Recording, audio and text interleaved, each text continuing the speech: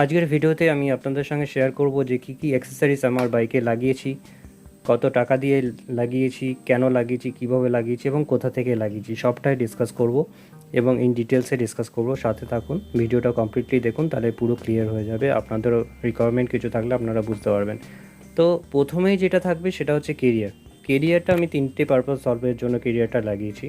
এক তো কেরিয়ার যেখানে আমি লাগেজ ক্যারি করতেও পারবো, কেরিয়ারটা অনেক স্ট্রং দেখে লাগিয়েছি। আর একটা হচ্ছে ব্যাকরেস্টের ভীষণ দরকার পড়ে যখন লং জার্নিতে পিলিয়ন কেউ বসে, সেক্ষেত্রে ব্যাকরেস্টের ভীষণ দরকার পড়ে এবং এই ব্যাকরেস্টটা ভীষণই কমফোর্টেবল, চওড়া। এবং আমার ওয়াইফ লাস্ট জার্নিতে বলেছিল খুব কমফোর্ট ফিল করছিল বসে থেকে, কোনো পিঠে কোনো সমস্যা হচ্ছিল না।